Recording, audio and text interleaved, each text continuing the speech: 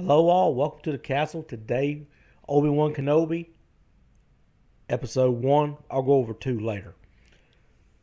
The more I watch these shows, the more I see issues with canon. Now, I know, and we all know, that Disney and canon are pretty much just a redheaded stepchild to be beat.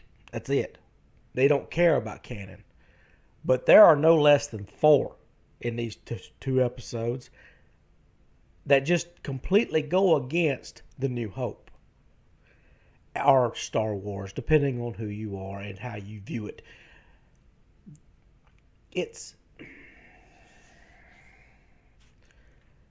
And I don't know if this is a new timeline, and there's a possibility it could be. I ain't gonna lie. At this point, I don't put nothing past Disney.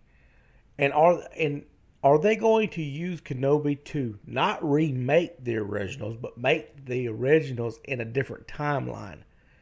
Therefore, it won't be technically being remade. I'm just throwing it out there. Don't yell at me. I'm just throwing it out there. And while I enjoyed the first viewing of it, I relate it to The Force Awakens. When I was watching it, I was like, the music, and it feels kind of like Star Wars at first, but then you see Kenobi, and spoilers, there's not really much to spoil, where he's in a chop shop. I mean, they're literally hacking up some creature out in the middle of the desert. Why is it there? What is it? No one knows. It's not explained. They're just butchering it. And he's cutting it up into these little pieces of meat. And it's...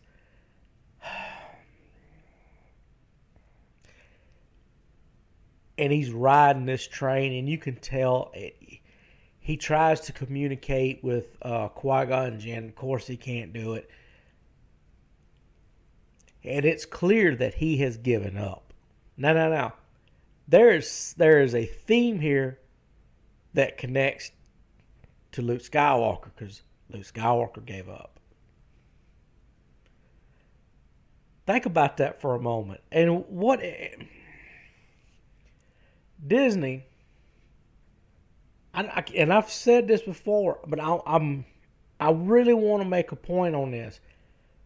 I can't remember the exact amount. I think it was $4 billion, 40 or however billions of dollars it costs. Doesn't matter. They could have just put it in the back lot of Disney and just lit it on fire, and they would have pretty much had the same effect that they're doing now. It's clear that there's a disdain for the old. They vehemently hate it. Someone does. Whether it's Kathleen Kennedy, whether it's Disney, I don't know.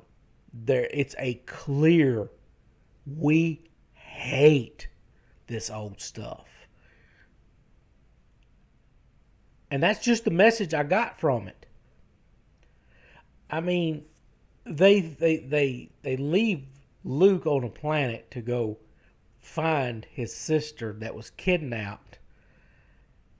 And I'm not telling you nothing, that all the rumors so far are true.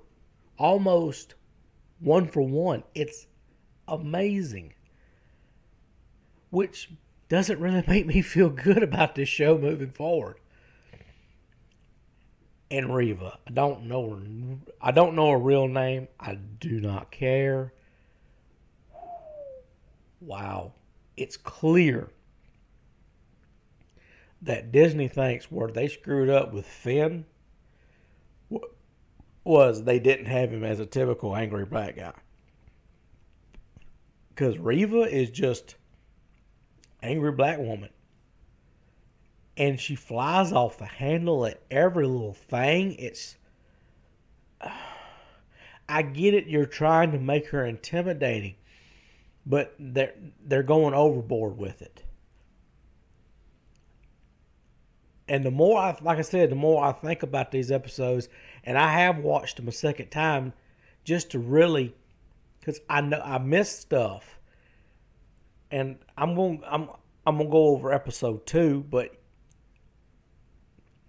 in Obi-Wan Kenobi, and he's going and watching Luke from afar with his little glasses every once in a while, and there's really nothing that happens in episode 1 outside of the Inquisitors come to Tatooine tracking a Jedi, not Kenobi.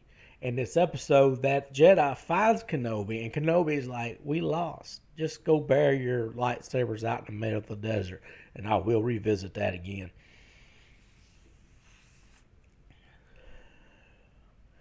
I just don't. If this is, I have a bad feeling about this show going forward.